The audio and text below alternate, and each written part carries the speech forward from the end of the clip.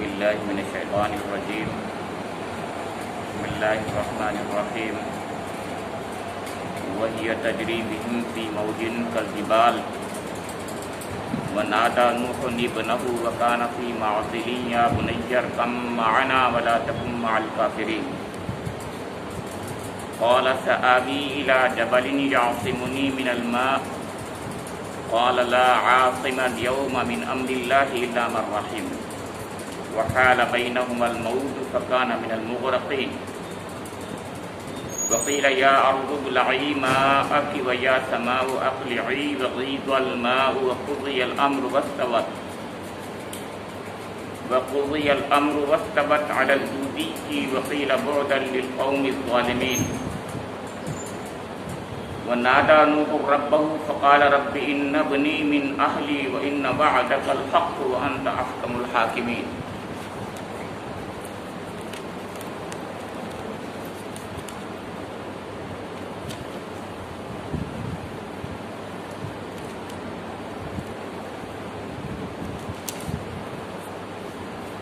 قال يا نوح إنه ليس من أهلك إنه عمل غير صالح فلا تسألني ما ليس لك به علم إني أعيذك أن تكون من الجاهلين قال رب إني أعوذ بك أن أسألك ما ليس لي به علم وإلا تغفر لي وترحمني أكن من الخاسرين قيل يا نوح اهبط بسلام منا وبركات عليك وعلى ممن معك سنمتعهم ثم يمسهم منا عذاب أليم تلك من أنباء الغيب نوحيها إليك ما كنت تعلمها أنت ولا قومك من قبل هذا فاصبر إن العاقبة للمتقين صدق الله مولانا العظيم. یہ سورہ ہود کے چوتھے رکوع کی چند آیات ہیں جو جواجفتہ 49 6 آیات یا 5 آیات پر مشتمل ہے. ان آیات کریمہ کا ترجمہ ہے بلکہ یہ 42 تا 49 7 آیات پر مشتمل ہے. ان آیات کریمہ کا ترجمہ ہے کہ کشتی ان لوگوں کو لیے جا رہی تھی اور ایک ایک موج پہاڑ کی طرح اٹھ رہی تھی. نوح کا بیٹا دور فاصلے پر تھا. نوح نے پکار کر کہا بیٹا ہمارے ساتھ سوار ہو جا، کافروں کے ساتھ نہ رہ. اس نے پلٹ کر جواب دیا میں ابھی ایک پہاڑ پر چڑھا جاتا ہوں جو مجھے پانی سے بچا لے گا. نوح نے کہا آج کوئی چیز اللہ کے حکم سے بچانے والی نہیں ہے سوائے اس کے کہ اللہ ہی کسی پر رحم فرمائے. اتنے میں ایک موج دونوں کے درمیان حائل ہو گئی اور وہ بھی ڈوبنے والوں میں شامل ہو گیا. حکم ہوا اے زمین اپنا سارا پانی نگل جا اور اے آسمان رک جا. چنانچہ پانی زمین میں بیٹھ گیا. فیصلہ چکا دیا گیا. کشتی جودی پر ٹک گئی اور کہہ دیا گیا کہ دور ہوئی ظالموں کی قوم.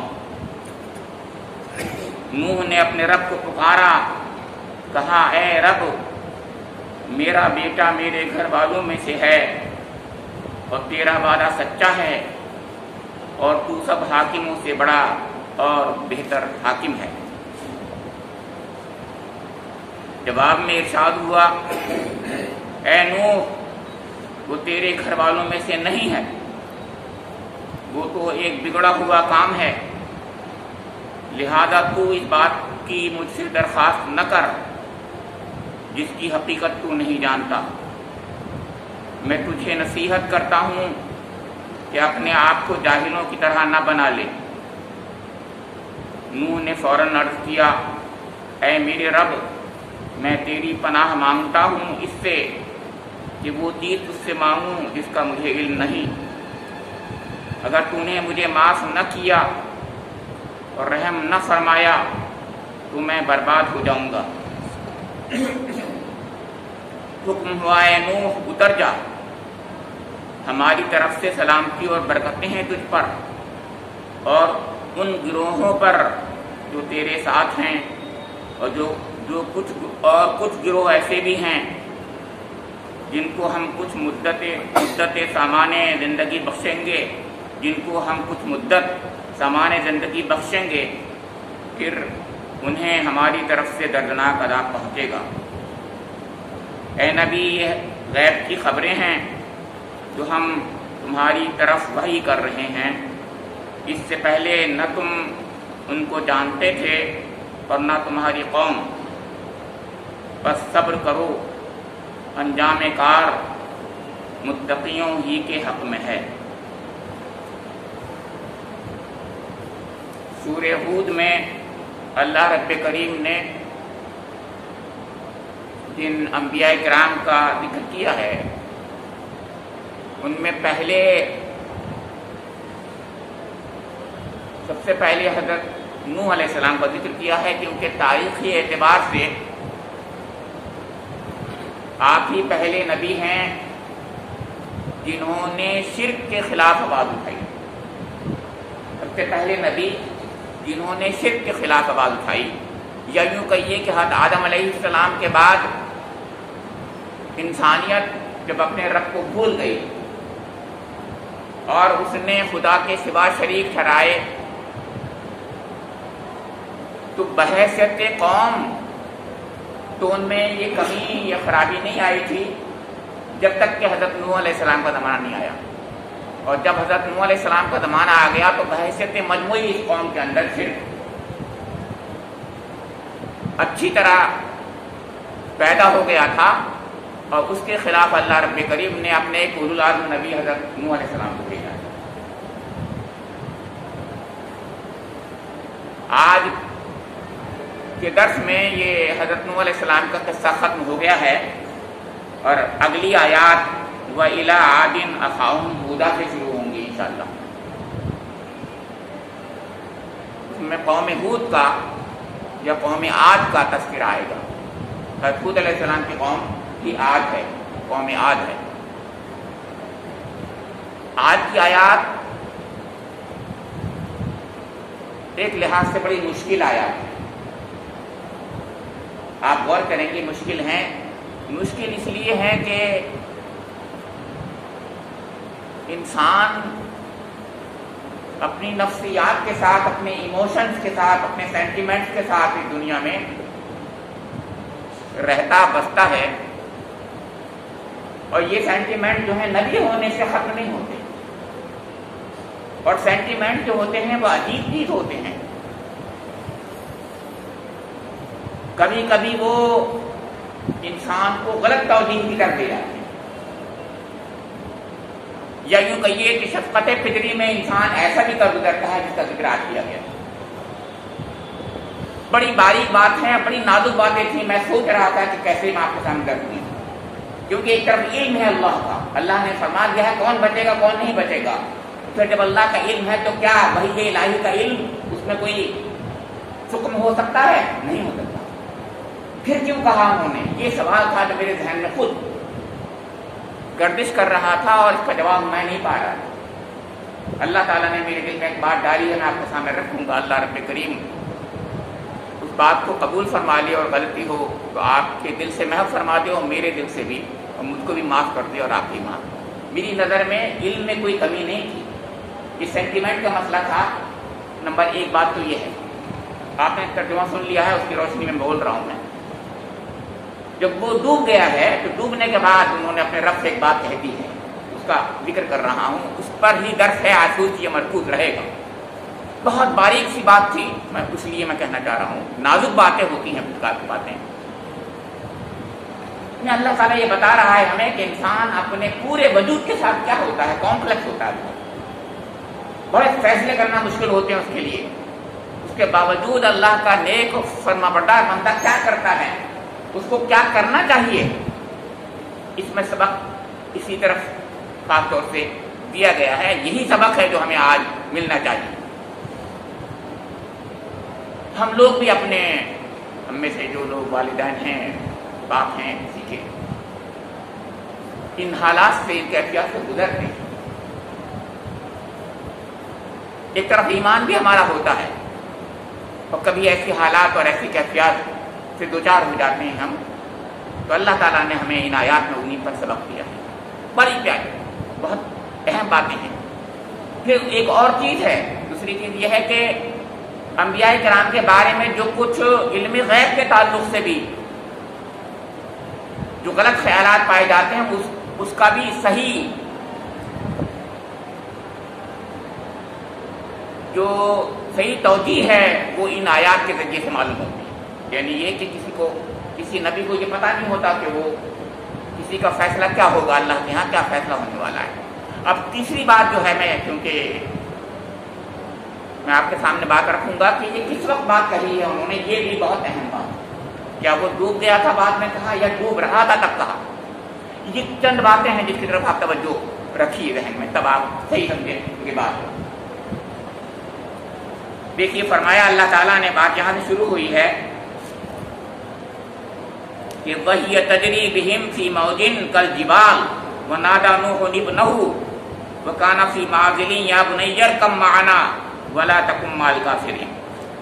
آپ کو معلوم ہے کہ اللہ رب کریم کے حکم سے حضرت نوح علیہ السلام نے عذاب سے پہلے ہی کشتی بنانا شروع کر دی تھی. یہ اللہ کی طرف سے وحی الہی کا علم تھا. اس پر لوگوں نے مذاق اڑایا کہ یہ کشتی خشکی میں چلائے گا. میں نے آپ کو یہ بھی بتایا تھا کہ کشتی بہت بڑی بنائی گئی، اتنی کہ اس میں وہ سب کچھ آ جائے جس کو اللہ رب کریم نے حضرت نوح علیہ السلام کو سوار کرانے کا حکم دیا تھا. انسانوں کے علاوہ جانور بھی نر و مادہ قرآن میں کہا گیا ہے جوڑے جوڑے رکھے جائیں جن کی ضرورت انسان کو کم سے کم پڑتی ہے. کشتی خاصی بڑی تھی تو وہ ہفتے 2 ہفتوں کی بات نہیں تھی بنانے کی. میں نے بتایا کہ لوگوں نے بتایا سالوں میں بنی. اگر 2 سال میں بنی، اگر سال میں 2 سال پلورل میں اگر رکھتے ہیں تو بھی 2 سال پہلے سے اللہ تعالیٰ نے حکم دے دیا تھا کشتی بناؤ. تو خشکی میں 2 کم سے کم سیزن گزرے اور بالکل بارشیں نہیں ہوئی. جب نہیں ہوتی ہیں تو اس کو مذاق ہی اڑایا انہوں نے، مختلف مذاق اڑایا.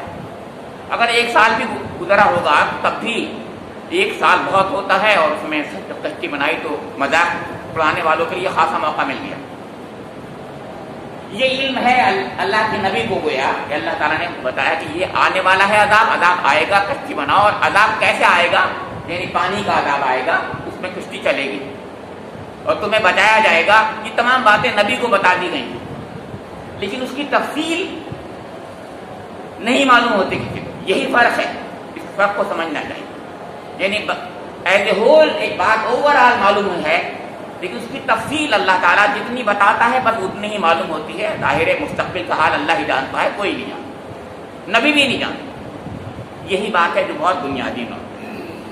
تو اب جب بارش، میں نے بتایا تھا کہ گزشتہ درس میں آیا ہے حتی اذا جاء امرنا وفارت النور قل نحمل فيها من كل زوجين اثنين واهلك الا من سبق عليه القول ومن آمن. جب ایک خاص علامت کے طور پر ایک خاص تنور پھٹا. اب تنور کے بارے میں بات بتا چکا ہوں میں آپ کے کہ میں اس مولانا مودودی کے ویو کو زیادہ بہتر سمجھتا ہوں، مولانا امین اصلاحی صاحب کے ویو کو زیادہ بہتر نہیں سمجھتا. وہ گزشتہ درس کی بات ہے. مطلب میری نظر میں نور وہی تنوری ہے، جہاں جس میں کھانا بنایا جاتا ہے وہی ہے میری نظر میں. باہر میری ایک رائے ہے، عام طور سے مفسرین کی بھی رائے وہی ہے جو میری رائے ہے، جمہور مفسرین کی وہی رائے ہے جو میری رائے ہے.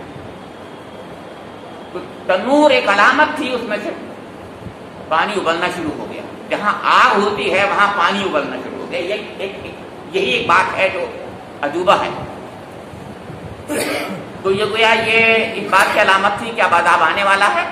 عذاب کافروں کے لیے تیار ہو جاؤ. اور یہ کہا کہ قل نحمل فیہا من کل، اب آپ بٹھا لو جن کے بارے میں ہم نے کہا ہے جانوروں کو بٹھا لو. اب آگے بات یہ ہے کہ اب وہ جب طوفان آ گیا ہے، اتنا سخت طوفان تھا، اتنی جلدی پانی پڑا، زمین کے سوتے بھی ابلنے لگے اور آسمان بھی، بارش اتنی زیادہ اس نے کی جسے کہتے ہیں کہ پانی کے بھی آسمان کے بھی سب کھل گئے، بند کھل گئے. بہت ہی جلدی بہت زیادہ پانی ہو گیا، یوں سمجھیے. لیکن اس کے معنی یہ بھی نہیں ہے کہ بہت جلدی کا مطلب یہ ہے کہ ایک میریکولس وے میں پانی بڑھا تیزی سے بڑھا، بہت تیزی سے بڑھا. میریکل یہ بھی ہے کہ بہت تیزی سے بڑھا، لیکن یہ کوئی کہے کہ آدمی یہ کہے کہ اچانک ایک گھڑی میں ہو گیا ہوگا، نہیں، اس میں بھی کچھ دن لگے ہوں گے. بہرحال اس کے بعد مان لیا تو بارش ہوتی رہی. میں نے عرض کیا تھا آپ کو، بارش بھی ہفتوں ہوتی رہی. پھر تو ان ہفتوں میں پانی اتنا زیادہ بڑھا کہ قرآن فرما رہا ہے، قرآن میں اللہ رب کریم فرما رہا ہے کہ وَهِيَ تَجْرِي بِهِمْ فِي مَوْجٍ كَالْجِبَالِ، کہ پہاڑوں کی طرح پانی کی موج آنے لگی. ایک طوفان، ایک تو سائیکلونک، یہ ہمارے حمید الدین فرائی رحمۃ اللہ علیہ کا ویو ہے کہ سائیکلون بھی آیا. سائیکلون کو تو میں مان ہی لوں گا، سائیکلون آیا ہوگا، کیونکہ بارش ہوتی ہے بہت تیزی سے، سائیکلونک بارشیں بھی ہوتی ہیں. سائیکلون آیا ہوگا اور اس کے بعد پانی بہت زیادہ تھا تو وہ بہت بڑی بڑی موجیں ہوں گی. اتنی بڑی بڑی موجیں، کل جبال کہا گیا، پہاڑوں کی طرح موجیں ہوں گی، اتنی زیادہ. اب اس میں کشتی کی کیا حیثیت ہوگی سوچیے، اب تنکے کی طرح ہو رہی ہوگی وہ تو. پر اللہ کا کرم نہ ہوتا تو وہ ڈوب جاتی ہے، یہ بتانا مقصود ہے. لیکن اللہ تعالیٰ نے تو پہلے ہی بتا دیا تھا کہ ہم اس کے ذریعے بچائیں گے، تو بچا تو وہ رہا. تو اللہ رب کریم بچا رہا تھا. موجیں اتنی بڑی بڑی آ رہی تھیں، پہاڑوں کی طرح اونچی آ رہی تھی موجیں. اس کے سامنے کشتی کی کوئی تنکے کی طرح اس کی ایک حیثیت تھی. اب ایسے وقت میں وَنَادَى نُوحٌ ابْنَهُ وَكَانَ فِي مَعْزِلٍ، اب حضرت نوح علیہ السلام کا بیٹا کنارے پر ایک طرف دیکھا انہوں نے کہیں پر کھڑا ہوا تو پکارا، نادا نوح ابْنَهُ یا بنی ارکب معنا، اے میرے بیٹے ہمارے ساتھ بیٹھ جا. یہ بات غلط ہوئی تھی، یہ غلط بات نہیں تھی، بالکل صحیح بات تھی. بیٹھ جا، زندہ ہے وہ. اور وَلَا تَكُن مَعَ الْكَافِرِينَ، کافروں کے ساتھ مت ہو.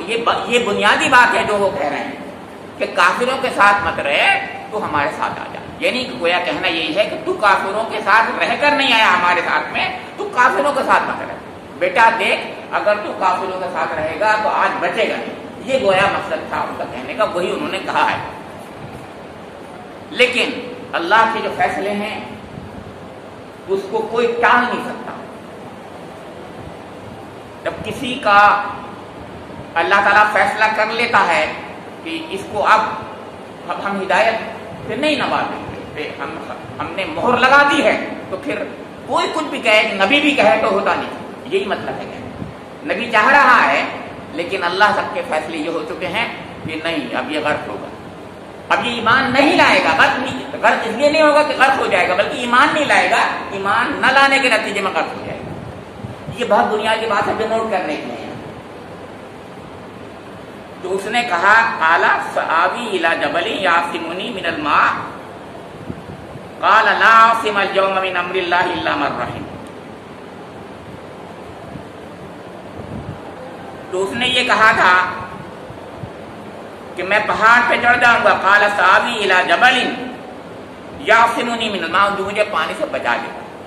اس کی نظر میں دنیا کے جو اسباب ہوتے ہیں ان اسباب پر وہ اپنے فیصلے کر رہا ہے. اور ہم سب بھی ایسے ہی کرتے ہیں، دنیا میں بھول جاتے ہیں. جب یہ غلط بات کرتے ہیں کہ ہم اللہ پر جو مسبب الاسباب ہے اس پر توکل کرنے کے بجائے دنیا کے میٹرز میٹیریل پر فیصلے کرتے ہیں، سوچتے ہیں. وہ تو کافر تھا، لہذا اس نے وہ کہا کہ نہیں، میں پہاڑ پر چڑھ جاؤں گا اور مجھے پانی سے بچا لے گا.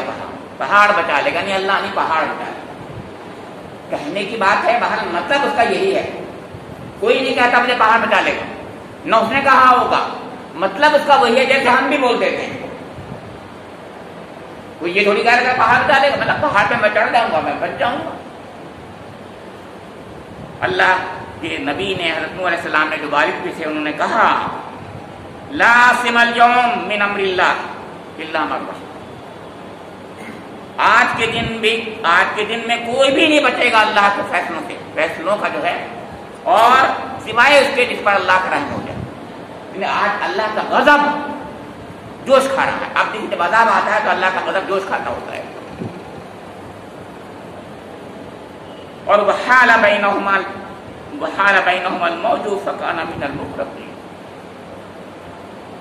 ایک موج آئی، دیکھتے دیکھتے ان کے ایسا ہو گیا بس، لیکن انہوں نے سنا، انہوں نے کہا، انہوں نے حجت تمام کر دی، اپنے بیٹے پر حجت تمام کر دی کہ بیٹا آ جا، یہ نہیں کہا کہ بیٹا اس میں بیٹھ جا، بلکہ یہ کہا تو کافروں میں مت ہو، یہ حجت ہے ایک نبی کر رہا ہے۔ ولا تکن مع الکافرین کہہ رہے ہیں کہ کافروں کے ساتھ مت رہے، لیکن اس نے کہا نہیں، میں بچ جاؤں گا۔ اب دیکھیے، اب یہ کیفیت اپنی جگہ پر ہے، اور اللہ تعالیٰ آگے کی بات کر رہا ہے کہ وقیلا یا ارض ابلعی ماءکی ویا سماء عقلی وغیض الماء وقضی الامر واستوت علی الجودی وقیل بعدا للقوم الظالمین۔ اب اس کو ایک ادبی پیرائے میں بات کہی ہے، اور اس میں ایک گیپ ہے، ایک پوز ہے، اور درمیان میں وہ اگلا مرحلہ بتا دیا گیا ہے۔ وہ اگلا مرحلہ یہ ہے کہ اللہ رب کریم کی طرف سے فیصلہ آ گیا، کہا گیا، اللہ تعالیٰ جس کو چاہے جو چاہے پکار کر بات کہہ دے، وہ آسمان کو پکارتا ہے، آسمان سے کہتا ہے کہ تو ایسا کر، وہ زمین کو پکارتا ہے، زمین سے کہتا ہے ایسا کر۔ قرآن میں بہت بار ایسا کیسے پکارتا ہے اللہ جانے، اس نے بنائی ہے چیز، وہ کیسے اس کو رسپونڈ کرتی ہے وہ چیز جانتی ہے۔ آج کل تو سائنٹسٹ جو ہیں، ہم خود کہتے ہیں وہ کمیونیکیٹ کرتے ہیں چیزیں، ہر چیز کمیونیکیٹ کرتی ہے، ہم خود کہہ رہے ہیں جی، ہم کہتے ہیں سیل کمیونیکیٹ کرتا ہے، ڈاکٹر صاحب بہت سے لوگ جانتے ہیں، ہم لوگ سیل کمیونیکیٹ کرتے ہیں۔ جب سیل کمیونیکیٹ کر سکتے ہیں ایک دوسرے سے، جس کو ہم سمجھتے ہیں کہ وہ کیا بات کریں گے، تو ایسے ہر چیز کمیونیکیٹ کرتی ہے، اپنے رب سے کب کمیونیکیٹ کرتی ہے۔ اللہ رب کریم نے فرمایا یا ارضو، اے زمین، ابلعی ماءک، پانی کو نگل جا۔ اب بتائیے کیا کہا، اللہ تعالیٰ فرما رہا ہے کہ اس پانی کو تو نگل جا۔ اس سے بس ایک بات پتہ چلتی ہے ہمیں کہ پانی کو یعنی تو سوکھ لے، جذب کر لے نہیں کہا ہے، بلکہ نگل جا کہا۔ ہمارے کچھ مفسرین نے یہ کہا ہے اور صحیح کہا ہے، اس کا مطلب اللہ حکم دے رہا ہے جلدی سے تو ایک دم اس کو پانی کو وہ کر لے، نگل لے گیا۔ ایک تو یہ تو ہر چیز کے اپنے وقت پہ نیچرل وے میں پانی جو ہے سوکھتا ہے، تو اس میں مہینوں لگتے، پانی کے مہینوں لگتے، حقیقت ہے، اس میں دو رائے نہیں۔ پانی اتنا تھا کہ جس کی پانی کی موجیں جب پہاڑ کی طرح آ رہی ہوں گی، کتنا پانی ہوگا، جو پہاڑوں کو بھی جس نے ڈبو دیا تھا۔ اور آگے آ بھی رہا ہے کہ دودھی پہاڑ پر کشتی جا کر رکی تھی، اوپر اتنی اوپر جا کر کے پہاڑ کی چوٹی کے اوپر جا کر کے کشتی رکی تھی، تو پانی وہاں تک تھا نہ تھا۔ تو پانی اگر جذب ہوتا تو کتنے مہینے لگتے، آپ سوچیں، سالوں بھی لگ سکتے تھے، لیکن اللہ تعالیٰ کا حکم ہے آپ کو نکل جا پانی کو، تو گویا جو کام مہینوں میں ہوتا وہ اب دنوں میں ہوتا۔ میں نے یہ نہیں کہا کہ وہ گھنٹوں میں ہوتا، میں عرض کر رہا ہوں تو دنوں میں ہو گیا، چند دنوں میں پانی ایک دم وہ ہو گیا۔ لیکن یہ بھی مراکل ہے، یہ بھی مراکل ہے کہ جو کام سالوں میں اور مہینوں میں ہوتا وہ دنوں میں ہوتا۔ آسمان سے کہا گیا یا سماؤ عقلی، اے آسمان تو بھی رک جا۔ اب وہ آسمان سے بارش بھی ہو رہی تھی تو بھی رک جا۔ اب دونوں کو اللہ حکم دے رہا ہے، جو رب حکم دے گا وہی ہوگا۔ پھر فرمایا قضی الامر واستوت علی الجودی وقیل بعدا للقوم الظالمین، فیصلہ چکا دیا گیا۔ یہ ہے جو بات اللہ کی طرف سے کہی جاتی ہے۔ کیا فیصلہ تھا؟ حضرت نوح علیہ السلام نے فرمایا تھا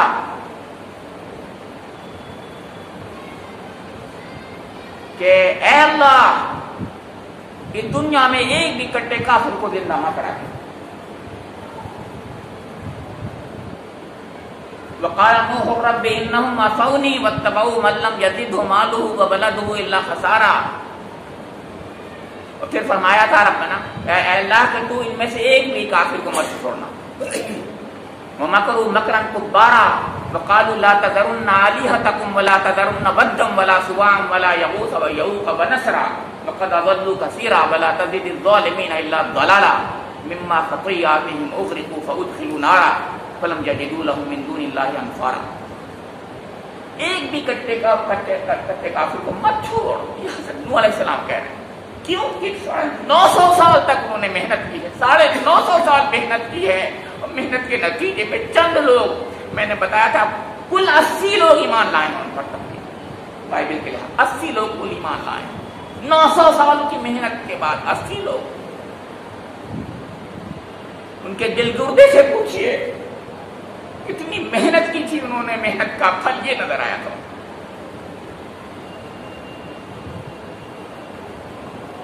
یہ ہے خود یہ لمحہ, فیصلہ چکا دیا گیا, بالکل اے نوح تمہاری دعا قبول کر لی گئی. انہم عصونی واتبعوا من لم یزدہ مالہ, میری نافرمانی کی. انہم عصونی, اے اللہ انہوں نے میری نافرمانی کی. ایک نبی کہتا ہے جب کہ میری نافرمانی کی تو اللہ تعالیٰ پھر چھوڑتا نہیں ہے دنیا میں انسان کو, اللہ کی نافرمانی پر بخشتا رہتا ہے, درگزر کرتا رہتا ہے اللہ تعالیٰ. اللہ تعالیٰ کی نافرمانی پر اللہ تعالیٰ عذاب نہیں بھیجتا, یاد رکھیں. نبیوں کی نافرمانی پر عذاب بھیج دیتا ہے دنیا. کیوں؟ اس لیے کہ وہ دنیا میں حجت تمام کرتے ہیں حق کی, حق اتنا پہنچا دیتے ہیں کہ کوئی کسی قسم کا ابہام نہیں رہتا, ایمبیگوٹی نہیں رہتی, سچ بالکل سامنے ہوتا ہے ان کے, پھر بھی وہ نہیں مانتے. جب سچ سامنے ہوتا پھر بھی نہیں مانتے تو اس کا مطلب وہ عذاب کے مستحق ہو گئے.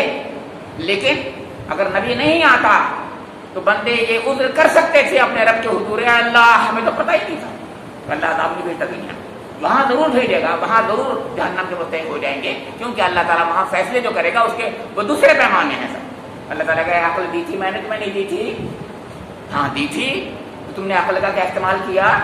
تمہارے پاس کہیں سے کوئی بات نہیں آئی تھی, کسی نیک بندے کی بات, تمہارا ضمیر ہم نے تمہیں دیا تھا نہیں, وغیرہ وغیرہ بہت سی باتیں ہوں گی. تو وہاں تو ایک الگ بات ہے, لیکن دنیا میں عذاب نہیں آتا. دنیا میں عذاب اللہ تعالیٰ صرف نبیوں کی حجت تمام کرنے پر ہی, اور اس کو جب نہیں مانتے اللہ کے بندے مخالفین تب آتا ہے. وہ جب دعا کر لیتے ہیں وہ جب آتا ہے. اسی لیے میں عرض کر رہا ہوں کہ حضور نبی اکرم محمد مصطفیٰ صلی اللہ علیہ وسلم رحمت للعالمین اس لحاظ سے تھے کہ آپ نے وہ دعا نہیں کی, وہ دعا نہیں کی. اللہ رب کریم نے کہا ٹھیک ہے اے نبی آپ چاہو تو یہ 2 پہاڑ ہیں طائف کے, آپ کو پتا ہے 2 پہاڑ ہیں, ملا دیا جائے ان کو, مسمار کر دیا جائے کشتی کو, یہ فرشتے ہیں اس کے, یہ فرشتہ ہے, آپ چاہیے حکم دیجیے. طائف کا واقعہ آپ کو معلوم ہے. تو حضور نبی اکرم نے, لیکن آپ یہ کہیں کہ نوح علیہ السلام نے کیوں کیا, تو میں نے عرض کر دیا کہ 950 سال کوئی صبر کا بھی ایک انتہا ہو. اب یہاں پر یہ بات فرمائی گئی کہ وستوت علی الجودی, جودی پر اس کو ٹھہرا دیا گیا. جودی پہاڑ جو ہے یہ آج کل موجودہ آرمینیا جو ہے, کوہستان کا علاقہ ہے, جیسے ہمالیین ریجن ہے, ایسی وہاں ارارات کا ریجن ہے, سینٹرل ایشیا میں ارارات کا ریجن ہے. اس کے اندر ایک پہاڑی کا نام ہے جودی. پہاڑی سلسلہ کا نام ارارات ہے, جو توریت میں اور بائبل میں ذکر ہے اس کا کہ وہاں پر کشتی تھی, وہ بھی صحیح بات ہوئی. اور اس میں خاص مقام جودی ہے, ایک پہاڑی ہے, اس کا ذکر قرآن میں.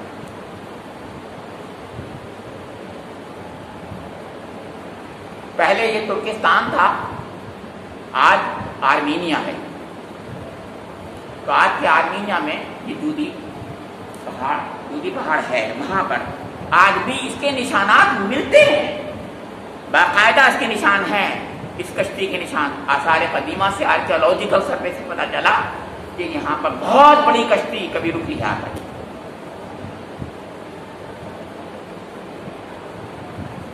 اللہ کی طرف سے فیصلہ آ گیا, وقیل بعدا للقوم الظالمین, ظالموں کو مٹا دیا گیا. یہ اللہ کا فیصلہ ہے. اللہ تعالیٰ فرمانا ہے دیکھو اے نبی، اے نوح علیہ السلام، آپ نے جو مانگا تھا ہم نے دے دیا۔ یہ تسلی کے لیے بھی ہے کہ اے نوح، آپ نے جو مانگا تھا ہم نے وہ دے دیا، لیکن اسی وقت ان کے ذہن میں ایک خیال آ گیا۔ یہ ہے وہ بات جو میں کہنا چاہتا ہوں کہ اللہ میں نے تو مانگا تھا یہ تو صحیح ہے، لیکن میرا بیٹا بھی چلا گیا ہے کہ نہیں؟ یہ مطلب تھا میں نے مانگا تو تھا آزادی، لیکن میرا بیٹا تو نہیں جانا۔ یہ ہے وہ سینٹیمنٹ جس کو میں نے ابھی بتایا تھا کہ سینٹیمنٹ کا مسئلہ آ گیا کہ اللہ یہ تو صحیح ہے کہ میں نے مانگا تھا عذاب، لیکن میرا بیٹا بھی چلا گیا۔ اور اے اللہ آپ نے تو یہ فرمایا تھا تیرے اہل کو میں بچا لوں گا، میں کہا تھا۔ آپ کو یاد ہوگا پچھلے درس میں یہ بات آ گئی تھی۔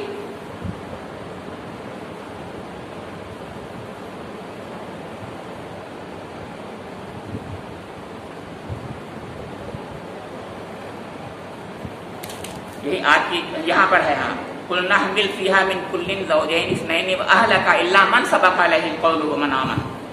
لیکن اللہ تعالیٰ نے فرمایا جب ومن آمن، ایمان بھی لانے والے ہوں گے وہ بچیں گے، یہ کہا تھا اللہ تعالیٰ نے، لیکن یہ ذہن تو اس وقت اوجھل ہو جاتا ہے۔ جسے کہتے ہیں آدمی کے شفقت فطری ہوتی ہے، سینٹیمنٹس ہوتے ہیں، چیزیں اوجھل ہو جاتی ہیں وقتی طور پر، کبھی کبھی اوجھل ہو جاتی ہیں۔ اللہ تعالیٰ نے فرما دیا تھا کہ ومن آمن، جو ایمان بھی لائے ہوں گے، تیرے اہل بھی ہوں گے اور ایمان بھی لائے ہوں گے، دونوں باتیں اللہ تعالیٰ نے کہی تھی، لیکن جو اوجھل ہو گئی بات،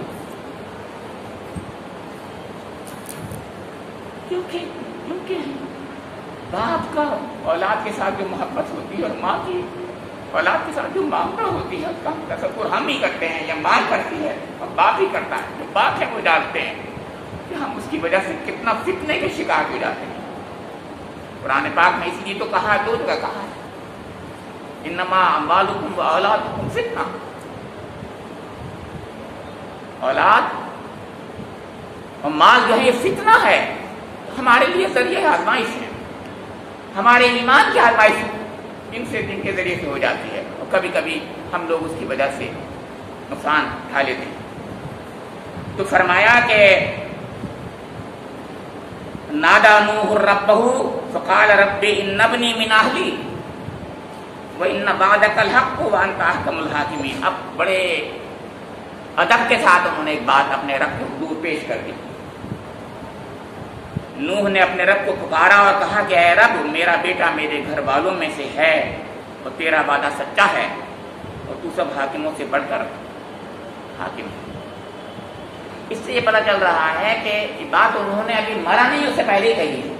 یہ ڈوب رہا ہے، ہوتے کھڑا ہے، اللہ بچا لے۔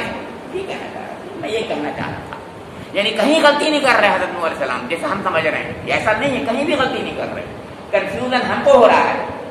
اللہ تعالیٰ بھی کوئی بات ہی کہہ رہا ہے، یعنی وہ یہ رہا ہے کہ قرآن کا ایک اسلوب ہے، وہ اس بات کو پہلے کہتا ہے جس کی ضرورت زیادہ محسوس کرتا ہے یہ، لیکن ایونٹ وائز ایونٹ میں وہ آگے پیچھے دوسرے انداز سے ہوتا ہے۔ ایونٹ ابھی نہیں ہوا ہے، وہ ڈوبا نہیں تھا، اسی وقت ہوتے کھا رہا تھا جی کہ اللہ یہ تو ڈوب رہا ہے میرا بچہ، اس کو بچا دے اللہ۔ تو اللہ تعالیٰ اس وقت کہہ رہا ہے کہ نہیں اب مت بولو، مطلب یہ ایمان نہیں لایا، یہ دیکھو تم نے بلا لیا، آپ کا آخری حجت بھی تمام کر لی نا، تم نے بلایا کہ آجا بیٹا، کہ نہیں آیا یہ، تو پھر کیوں بتاؤں میں اس کو؟ یہ بتاؤ، یہ ہے کہنا کہ بتانا کہ میں اب کیوں بچاؤں جبکہ میں تم نے اپنی حجت تمام کر لی کہ بیٹا آجا، یہ نہیں آیا، اب ڈوبنے دو اس کو، یہ مطلب ہے، یہ ہے بات کہ ڈوبنے دو اس کو۔ اور ایک سے بعد ہم ڈوب گئے۔ اب اس وقت جب وہ ڈوب گیا ہے تب کیفیت سے، جب سامنے ڈوب گیا عجیب سی کیفیت ہو گئی۔ ایک باپ کی کیفیت ہے کہ نوح علیہ السلام اپنے بیٹے کے لیے سوچ رہے ہیں، اپنے رب کے حضور اس کو پیش کر رہے ہیں، کسی اور کے سامنے نہیں کر رہے، اپنے رب کے حضور پیش کر رہے ہیں کہ اللہ یہ تو میرا بیٹا تھا، کیا بیٹا ہے؟ دونوں ایمان۔ اس لیے مولانا ترجمہ کیا ہے کہ اے میرے رب، یہ بیٹا تو میرا بیٹا ہے، میرے گھر والوں میں سے ہے اور تیرا وعدہ سچا ہے۔ پریزنٹ ٹائم میں بول رہا ہے اللہ تعالیٰ، یہ نہیں کہ تھا، یہ مطلب ہے۔ تو بہرحال مگر اس وقت جب وہ ڈوب گیا تو اور زیادہ کیفیت ان کی ظاہر آنکھوں کے سامنے ڈوب گیا۔ تو انہوں نے کہا کہ تو اب اللہ تعالیٰ فرما رہا ہے کہ قال یا نوح انہ لیس من اہلک، اے نوح یہ تیرے گھر والوں میں سے نہیں۔ اب یہ بات ہے جو سمجھ میں آسانی سے نہیں آتی، نہیں آئی کہ تیرے گھر والوں میں سے نہیں ہے وہ، کیا مطلب؟ اللہ تعالیٰ یہ فرمایا کہ گھر والوں میں سے نہیں ہے، لیس من اہلک انہ عمل غیر صالح، وہ تو بگڑا ہوا ایک کام ہے۔ دیکھیں یہاں پر ایک نسبی رشتہ ہوتا ہے، نسبی تعلق ہوتا ہے اس کو، اور ایک دینی تعلق ہوتا ہے اس کو، دونوں کے درمیان میں کمپیریزن کیا گیا۔ یہاں ہمیں اور آپ کو یہ سبق دیا گیا ہے کہ ہم یہ سمجھتے ہیں یہ تو ہمارا ہے، یہ میرا بیٹا ہے، ہم اپنی دنیا کی نسبتوں سے لوگوں کو پکارا کرتے ہیں، نسبتوں سے اپنے فیصلے کرتے ہیں، دنیا کی نسبتوں سے فیصلہ کرتے ہیں، جبکہ اللہ کے یہاں پیمانہ دوسرا ہے، دین کا پیمانہ، اس کی نسبتوں سے فیصلہ کریں۔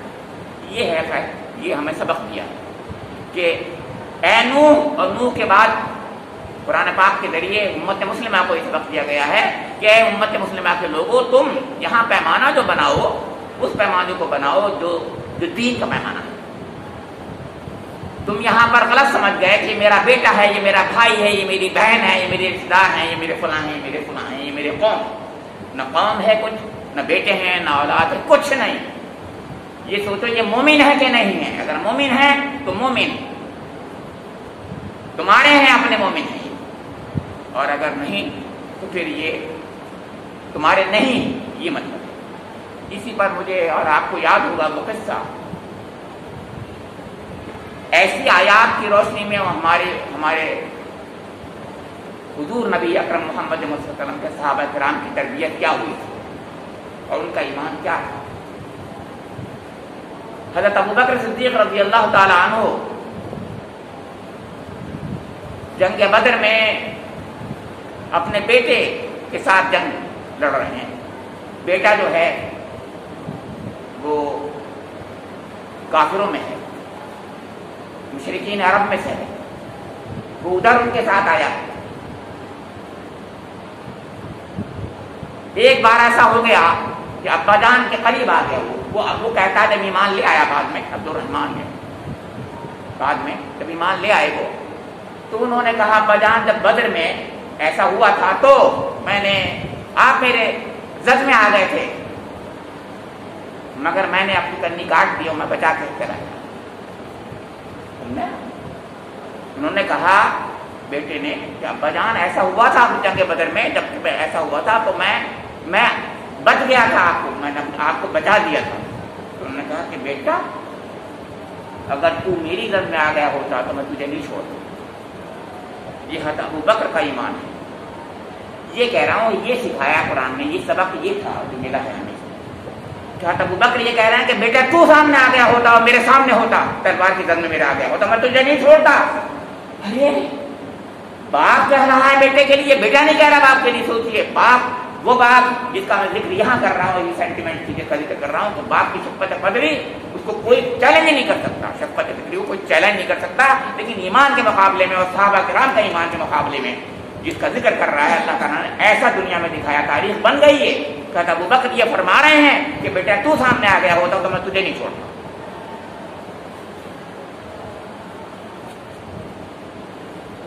یہاں فرمایا گیا کہ عمل غیر صالح، مطلب یہ ہے کہ یہاں پر اے نوح علیہ السلام، حضرت اللہ تعالیٰ نوح علیہ السلام فرما رہا ہے کہ آپ جو ہے اس پر مت دیکھیے، یہ دیکھیے کہ آپ کا بیٹا ایمان نہیں لایا، یہ تسلی بھی ہے۔